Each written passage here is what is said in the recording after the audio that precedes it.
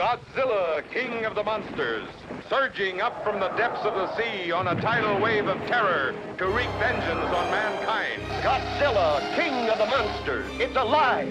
A gigantic beast, Stalking the earth, crushing all before it. in a cyclonic cavalcade of electrifying horror. Hello everyone, and welcome back to Eulogy, a show where I take an in-depth look at various media within the horror genre. That is everything from movies to video games to really anything else that I may find worthy of discussion. And I'll critique as much of the content as I can. I'm going to stick with the trend thus far of discussing works in particular that I actually like, and today will be a bit of a different approach. I'm going to be making the case for effective uses of horror in a movie that isn't technically labeled as a horror movie. Let's talk about Shin Godzilla. Before we get into all the details, though, I want to tell you a little bit about where this is all coming from, a personal background story. It'll be quick, I promise. Of course, for those of you who just don't care, or would rather get to all the details and or how I'm making the case for this movie, then just check the description and timestamps will be provided. For the rest of you guys, let me set the scene. The year was 2008, and the movie Cloverfield had just come out in theaters. Now, being from a small town, there honestly wasn't much for my group of friends to do, like, ever, so going to see the latest films, sometimes more than once or twice, was pretty common. Needless to say, a lot of these people were caught up in the pretty successful viral marketing campaign that Cloverfield had surrounding it, making this movie a must-see. Anyway, I refused to go on opening night along with all of them, and then the second, and then the third, and so on and so forth. And when they inevitably asked why I was so reluctant towards seeing it, I simply said I didn't care, or didn't want to spend the money. Well, these conversations always led to people constantly asking why I wouldn't, and as if my answers weren't good enough, because, you know, God forbid something overly popular doesn't look appealing to you, they just kept fucking prying. So finally one night, maybe like a week or so after the movie came out, my buddy and I are hanging out and he says, "Hey, you know what? We should go see that Cloverfield movie. I've already seen it, but I'd like to see it again, and hey, it'll be your first time." As per usual, I declined, and the same old conversation took place, only this time, the game had changed. He says, "Hey, don't worry about it, I'll buy your ticket. I'm just bored, so, you know, why not?" And it devolved into the endless cycle of why I wouldn't see the damn thing. So, what is your deal with this movie, dude? I'll pay for you to go. Let's just do it already, he says. And I finally broke. I shouted right back at him, because I'm scared, alright? I'm fucking scared. I am scared of monster movies. And he pauses for a second with a shocked look on his face that quickly lowered back into his casual demeanor, and he says, "Oh, well, you should have just said that." And that was it. Too bad Cloverfield was trash, though. I eventually did see it, and you might be wondering what any of this has to do with Shin Godzilla, and the answer is everything, and we're gonna talk about that right fucking now. Shin Godzilla, or Godzilla Resurgence, is a 2016 retelling of the classic 1954 Japanese kaiju movie Gojira, a film about the effects of nuclear technology creating a monster, which was a powerful commentary on man's hubris and destructive nature. Written and directed by Hideaki Anno, the guy who did Evangelion,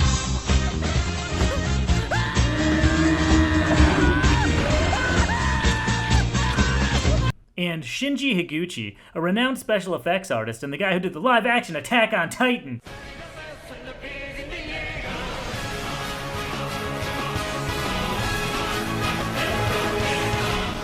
The idea for this retelling came about with the American remake in 2014 because Hollywood is incapable of new ideas these days, which prompted Toho, the company that made Godzilla, to release their own, though the idea of a new Godzilla was supposedly already on the table for some time prior. I mean, there are literally 33 films in total, so, you know. Toho had approached Anno about directing the film, and he had originally turned them down due to his battle with depression, which also affected much of the Evangelion series, as many people can remember. Though after some convincing, he got over his intimidation and took on the challenge, and boy am I glad he did. Because now let's look at how this new take puts the monster back in the monster movie. The whole thing runs 119 minutes long and is easily accessible via the internet or through your normal streaming service. So if you have any interest in seeing this, go do that now, because I'm about to discuss the entire plot.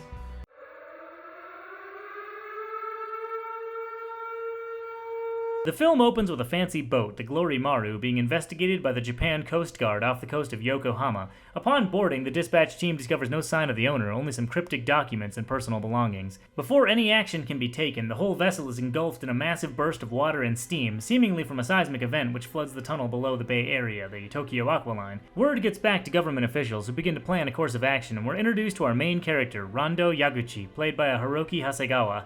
As scattered information about the cause of the incident is coming in and the severity of the damage is rising, Rando catches a glimpse of some first-hand footage of the incident circulating the internet, and he relays to the other officials that the cause may be a colossal aquatic creature. His theory is of course met with ridicule, and his mentor is even like, yeah dude, stop. After several meetings go down, they're interrupted by news footage showing a large tail-like appendage rising from the ocean, and it begins moving towards the shore. The government officials decide to hold a press conference to help calm the public, assuring them that the creature is simply too large to support its own weight on land, and therefore it should beach itself in the shallows.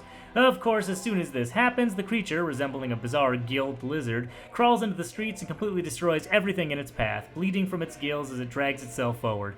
The government is completely baffled, and the departments within are all debating on what to do. Eventually, not risking any more casualties, the Prime Minister allows for an aerial assault on the creature with the goal of elimination. Just then, the creature suddenly stops in its tracks and undergoes a mutation, forming arms and beginning to stand upright with the support of its tail. Its gills close up and its skin turns a bright red. The JSDF scrambles the Cobras and they take formation against the now towering creature. An incredibly tense standoff takes place as the choppers are awaiting the order to initiate fire, but they're told to stand down as civilians are still present in the area. The creature begins glowing red and takes off running at an alarming pace and disappears into the ocean from whence it came. Afterwards, the officials inspect the damage, noting the casualties and how they bear the responsibility for having not responded in time. The creature was only on land for 2 hours. The government begins strategizing and planning a military response should the creature reappear, and due to his theory being correct, our boy Rando gets put in charge of a ragtag task force with the goal of researching and understanding the creature. They discover a trail of radiation spikes in the path of destruction left behind, and it leads them to speculate that its immense energy source may be tied to nuclear fission. Meanwhile, the US gets involved and sends an assistant deputy chief to the US president over to meet with the Japanese prime minister in secret, while his assistant meets with our boy Rando. We're introduced to special presidential envoy Kyoko Ann Patterson, played by Satomi Ishihara, who relays to our boy that the US is searching for a former university professor by the name of Goro Maki, who theorized the creature's existence, his last known whereabouts being in Japan 7 days prior. A deal is struck. The Japanese find Maki, and the US provides all the information it has on the creature. It's revealed that the abandoned boat in the beginning belonged to Maki, and he has been missing since. Our boy hands over what they know and the cryptic documents seized from the boat, and Kyoko follows up on her end and delivers the classified information from the US. And we're shown Maki has given the creature a name, Godzilla, or Gojira in Japanese, which supposedly translates to God incarnate. The theory so far is that an ancient marine animal was surrounded by radioactive waste dumped into the ocean, and instead of dying, it rapidly evolved to not just withstand the radiation, but feed off the toxic waste as well. Hence, Godzilla was born, and is now capable of rapid mutations to adapt to any surroundings, as we saw with it going from sea to land. They're finally given a mess of incomplete data that the team begins working on deciphering, as its importance is unclear, and they come up with a working theory as to how they may be able to stop the monster should it return. By administering a blood coagulant, they may be able to freeze Godzilla by disrupting his internal temperature, as his whole body is revealed to be a sort of walking nuclear reactor. Suddenly, Godzilla appears again, and in a frightening new form, over twice his original size and moving towards Tokyo. The military follows through with their defense strategy and begin a coordinated strike, first with an aerial assault, then followed by tank fire and artillery bombardment. The weapons are useless to stop the monster's advance, and it moves further inland. All government officials are set to evacuate, and the US sends in B-2 stealth bombers to surprise attack Godzilla. The first bombers drop 2 bunker busters which successfully hit and detonate, drawing blood, and marking our first time hearing the iconic roar.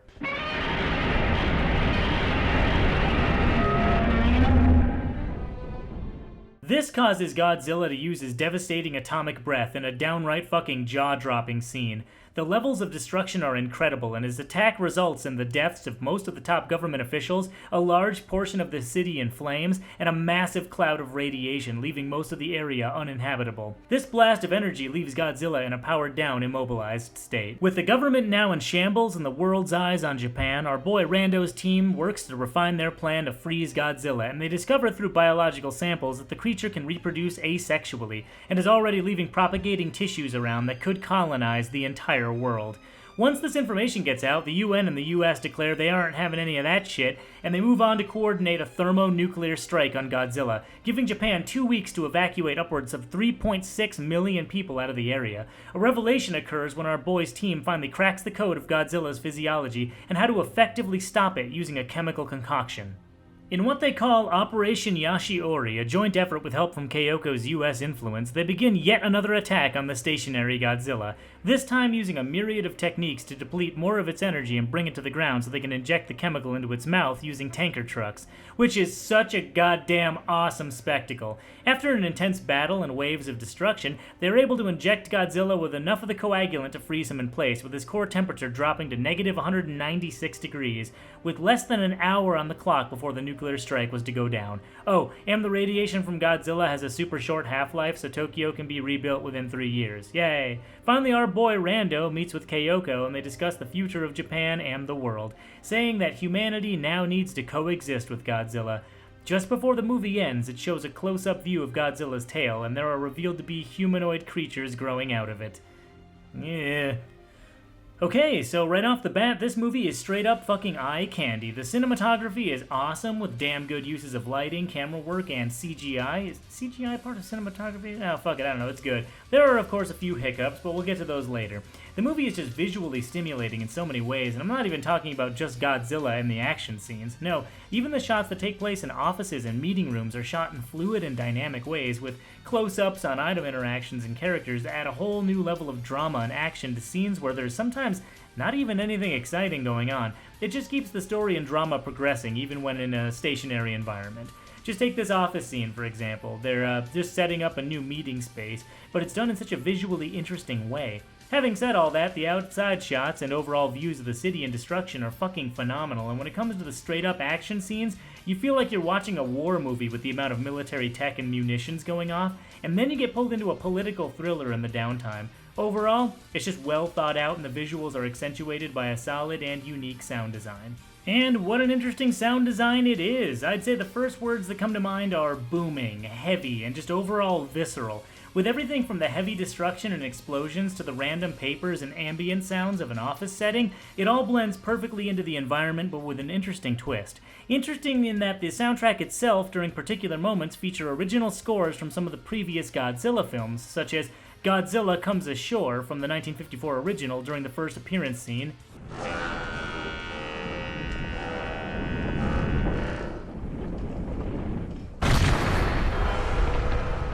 and the Return of Godzilla from the 1962 King Kong vs. Godzilla, to name a few.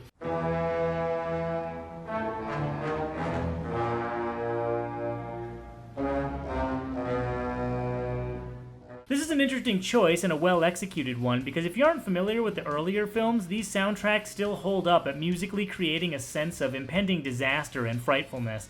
There's also something to be said about using vintage sounds and/or music in a modern film, and if done correctly, I think it can serve to both capture the new positive message of the remake while still maintaining the impact of the original, to an extent, anyway. Also, Godzilla's classic roar is always just music to my goddamn ears. But I have to mention, the original scores for this movie are solid, with notable works such as Persecution of the Masses and Who Will Know, a damn bold choice to use such a sorrowful piece for such a devastating sequence.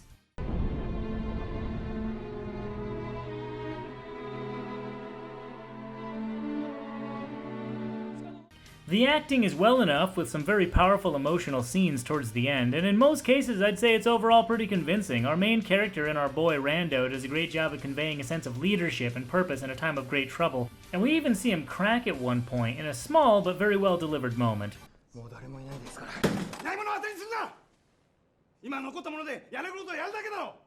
It was nice to see the Prime Minister of Japan not being a cliché, misinformed leader whose hubris and whatnot brings about a disaster, but rather he seemed like a genuinely concerned guy. As far as anything else goes, none of the acting in particular, or characters for that matter, really stand out all that much. Considering the nature of this being a Godzilla film, they sort of all fall into the only serve the plot type of roles, and that's okay. There also aren't any characters that I would point out as not believable, so that's a good thing. There are some of those weird Japanese moments with the acting, though. You know, these ones.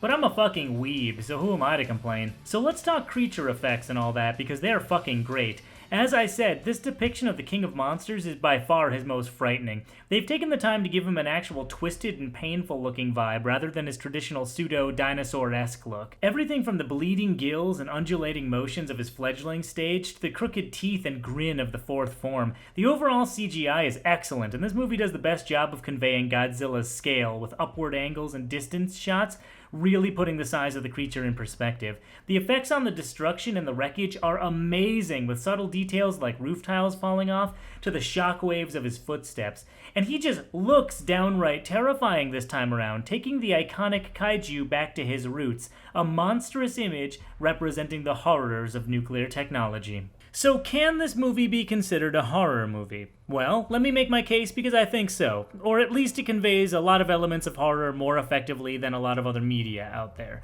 So first, if you look up Cloverfield, it says it's a horror movie. Why? Because it shows people dying? Shin Godzilla shows a family of 3 die right in the creature's first appearance, not to mention however many other people were still in that building. Is it because there's a lot of blood? The most often cited violent scenes are the ending and the girl bursting scene, but even then you barely see the girl pop. Yeah, there's a spray of blood, and the ending is so distorted it's sometimes hard to tell your ass from your elbow as to what's going on. That's a whole issue in and of itself, the whole found footage format. While it's a good idea, a monster movie in that style, it's really annoying because it's very disorienting and it's cheaply conveying a sense of mystery. Just because you can't see what's happening doesn't make your scenario scary all of a sudden. See, nothing is more disappointing to a lot of people in horror than when the reveal happens and whatever's revealed is not scary. The whole atmosphere can be perfect, it can be tense, it can be building up so well and have you on the edge of your seat, but then the moment comes for the big reveal and you're always like,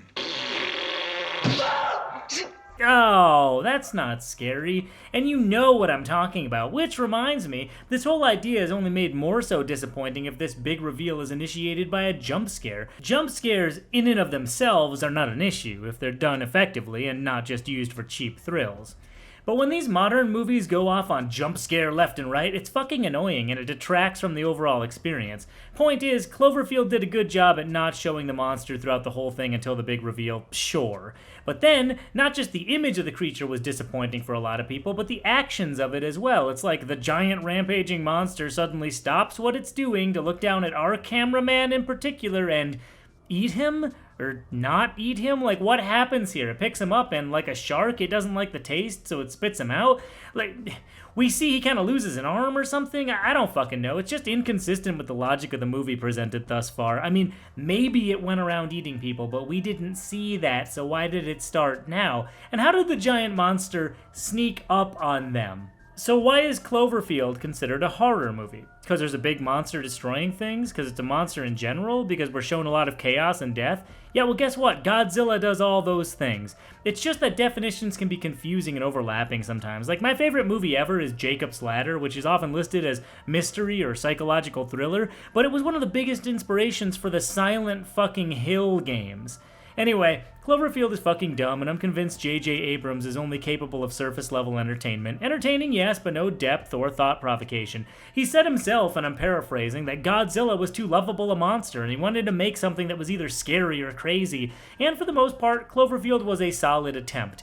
But, like I said, if you strip away all the bullshit and spectacle, you'll find no themes worth mentioning or any deeper message. Now, does a movie have to be a groundbreaking experience that delivers a powerful message? No. I'm just pointing out that this movie isn't all it's cracked up to be. Was any of this necessary? Yes, because I want to demonstrate how Godzilla does pretty much the opposite of what Cloverfield's doing and is a better example of a horror movie, and wins an uphill battle at that. So now we can specifically delve into the themes, concepts, and story details and see how its strengths and weaknesses fare in terms of horror as a genre. Is it good? Is it bad? Well, let's find out. So first, let's talk about what a monster movie is. That is a film specifically centered around a creature as the primary plot device and/or antagonist. Traditionally, they've always been disaster movies with a giant monster as the culprit, but the size and scenario can always vary. I mean, when you say monster movie, people do usually jump to something like Godzilla, but something like the Xenomorphs from the Aliens movies can count in this category. Also, if we're speaking broadly. I know there's always those dickheads who want to split hairs about genre defining, though. Point is, a monster by definition is a creature or beast with a terrifying terrifying presence and or appearance. So a film about a giant mutated monstrosity who is seemingly invulnerable to conventional weaponry, including possibly even nuclear warheads for all intents and purposes, is pretty damn frightening. Can a destructive and or malicious force of nature be considered horror? Well, I don't know. Does Jaws count as a horror movie? That movie single-handedly made everyone I know afraid of swimming pools. Although some people go, no bro, that was nature horror or whatever. What about something like Attack on Titan? I actually find that show in concept to be fucking terrifying because of the vacant stares of the Titans, leading us to believe their intellect is barely above that of a walking automaton, sort of zombie-like. And speaking of which, zombies are always a primary disaster plot device, and they're always scary to people. Why? They just walk around and groan. Is it because they're bloody and remind us of death? Well, guess what? Godzilla does all of this shit, from being a destructive force of nature and appearing as not just an abnormally large dinosaur-like creature, but as an actual mutated and horrific beast, a true monster. In fact, while Cloverfield was shot at nighttime to help hide some elements of what was happening, almost all of Godzilla's appearances take place in broad fucking daylight. It's like, fuck you, this is our monster, and it's unsettling enough to show outright. Solid creature design and of an unstoppable nature. Sounds like a good use of horror elements to me. And not only that, they don't even kill Godzilla, they just contain him, and for who knows how long until he finds some way to unfuck the situation. And if the 1958 movie The Blob can do this and be called a horror movie, this can too. You know, speaking of mutations, one of the areas this movie excels at is through the use of biological horror, which is a subset of body horror. If you don't know what that is, you've probably seen it before. It's basically any instance in which a mutilation, mutation, or distortion of the human body occurs, and it's usually disturbing as hell. The number one example that always comes to mind for me is John Carpenter's The Thing, with literally anything that happens in that movie. But biological horror is not only contained to humans. Take what happens to the dog in the beginning of that movie, for example. We're shown what vaguely used to resemble a dog, but is now a terrifying amalgamation of fleshy limbs and... Anyway, Godzilla does a great job at making use of this same concept. Our first encounter with the creature defies our expectations, as we're all expecting our normal, iconic image of the classic creature. Instead, as I touched on earlier, we're shown a weird fledgling-like creature, which I always thought resembled a sort of frilled shark, though some say it looks more like a moray eel. Either way, it's nothing like the creature we knew, and moves so erratically and strangely, which adds to its uncanny appearance. Then it mutates into its upright form, and you see its flesh rippling as the rudimentary arms just sort of slowly emerge out of it, all blood-red and painful looking.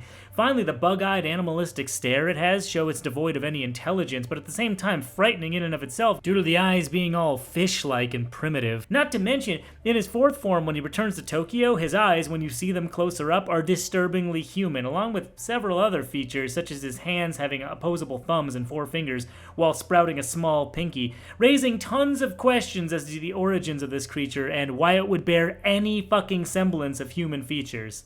And of course, like I mentioned earlier, we get to its tail, where upon closer inspection you can see it's actually sprouting a second deformed head. There's an open mouth, sets of teeth, and even some fucking eyes in there. Jesus, looking at it close up, some people have even pointed out it's got a human jawbone in there. Ugh.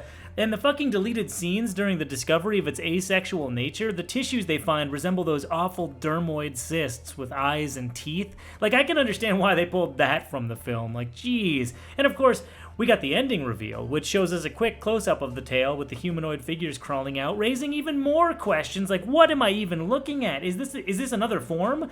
Was this its next natural step, or is it some kind of evolutionary response to humanity's antagonizing? Also, the size of those things in comparison to the tail, geez, that'd make them like, what, 40, 50 feet tall at least? Ugh. So yeah, biological horror and whatnot, a very powerful and effective method of the genre as executed perfectly by this movie. And this all led up to the question though, what happened to Goro Maki, the rogue professor? As with any great monster trope, we would need a mad scientist as the culprit for such an act, the Dr. Frankenstein to the monster, if you will. We also discussed this idea in the previous episode with Beyond the Black Rainbow, so let's look now at the mystery of Goro Maki. There are so many questions surrounding this guy, namely, who was he? What involvement did he have with the creature? We know for certain that he had theorized the appearance of and had a pretty solid understanding of Godzilla, including a detailed molecular map of his physiology, but the question is, How? Did he somehow create the creature? We know his wife died of radiation exposure, and the movie tells us he despised radiation and everything and everyone involved with it. We know his findings or whatever information he had on Godzilla was both buried by the US and the Japanese, so apparently he was pissed about that too. So he ends up in Japan and the creature appears not long after, which is strange because we're shown his abandoned boat, which only raises more questions, like, why were his shoes neatly placed in the middle of the room and nothing seemed to be disturbed? It was almost too odd a situation, as if he didn't even leave in a hurry, as evidenced by his glasses placed on a map that is displayed. So, did he awaken the creature? Was he just following it based on the map he had there? Was he killed or consumed by the creature? Some people suggest that's where some of the humanoid features of Godzilla come from, but what is even more fucked up is, did he, become part of the creature? A lot of people speculate that the second head forming on the tail is actually from the DNA of Maki, hence the humanoid appearance. Yeah. It's a mystery for sure, and due to the amount of cut content, which would have made this a much more violent and frightening film, it's a delightful one. As I stressed in my first episode, when questions like these are raised, I usually find it to be a good thing, as in I don't necessarily view them as plot holes, and in this instance, with the disappearance of the professor, it's a mystery that serves the plot well, even not being resolved. The pacing of the movie itself even allows us to, in all honesty, just kind of forget about it, and it's not necessarily a bad thing. Besides, once this whole MonsterVerse thing that Toho is doing gets finished, we might be getting a sequel. Anyway, the disappearance of a scientist who may or may not have become the creature and or awakened it, yeah, a good mystery. And mystery with horrific implications is always an effective use of horror. The next point I want to discuss is the idea of cosmic indifference. Hear me out. When most people discuss horror, it's only a matter of seconds before someone spouts something about H.P. Lovecraft, a brilliant mind who is unfortunately now being slowly eroded by the oversaturation and misuses of his ideas. For real, take any Lovecraftian entity and actually look at the pictures for them. A bunch of eyes and tentacles are not scary, I'm sorry, and most people tend to agree. His work was so good at being frightening because it was trying to articulate that which is humanly impossible to understand. So Cthulhu being an octopus-headed winged goblin, it's just a vague approximation, and it even says that in the story, but no, people are like, nah, bro, octopus head is scary. No, it isn't. But one of the strongest areas of Lovecraft's work is the idea of cosmic indifference. See, the gods, or eldritch beings, another fucking overused term, are not evil or sinister as they're oftentimes spouted to be. Rather, they transcend all notions of what we consider morals and rationale. They act, and their actions affect us whether or not we want it so.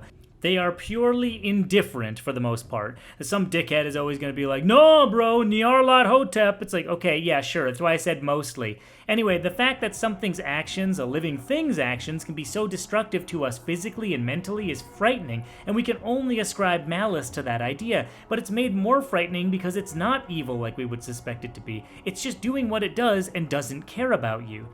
It's like the artificial intelligence quote by Yudkowsky. The AI does not hate you, nor does it love you, but you are made of atoms, which it can use for something else. See, this shit is frightening, and it's a powerful aspect of horror. Godzilla in this form represents such indifference, and based on his appearance and creepy-ass mutations, we would love to ascribe a level of sentience and malice to him, but it's made difficult because he's just doing what he does, so it's very unclear as to the monster's true motives, if they even exist. So yeah, I think this concept applies here, and easily at that. Though there might be a better term instead of cosmic indifference, but I have yet to find one, so if you got a better one, let me know. I'm just using what I know from horror literature. Apart from monsters themselves being frightening in their portrayals, I want to make a quick mention of a subconscious area where this film can tap into, and that's the idea of megalophobia, which is the fear of large objects, such as ships and statues and whatnot. While not a listed phobia in the most common psych literature, it very much so is reported often enough to warrant a discussion. There's even a whole subreddit dedicated entirely to it. So yeah, a surprisingly large amount of people share this phobia, and maybe some don't even know until they've been exposed to it. I actually slightly fall into this category, honestly.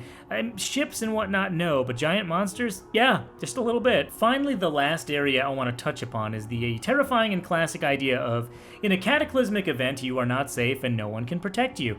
Any scary movie worth its salt can put you in the place of the main character or characters, and you can begin to sympathize or empathize with what they're going through. But as I've mentioned in a few of my episodes now, a lot of these scary scenarios can be easier to place yourself in because they oftentimes have a similar or literal real-world parallel parallel. In the case of the previous video, we spoke of how institutions can be draconian, abusive prisons to those that they're supposed to be helping. Well, this movie is no different. We're shown a great disaster and the government being unable to not just prevent it, but unable to act at all in times of emergency.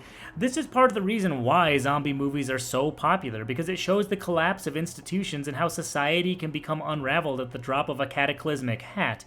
In the case of this movie, the government officials squabble over whose responsibility is what, which leads to more destruction and death than had they simply acted. So in a way, the primary antagonist of this movie is bureaucracy. Is that a bit of a stretch? Sure, but I felt like it was worth mentioning to a degree. This was all emphasized symbolically by the office settings with clean pressed suits and ties versus the chaos that was occurring on the streets with death and destruction displaying a clear disconnect between the officials and the real world. Hell, our main character Rando doesn't actually see Godzilla in real life till over an hour into the film.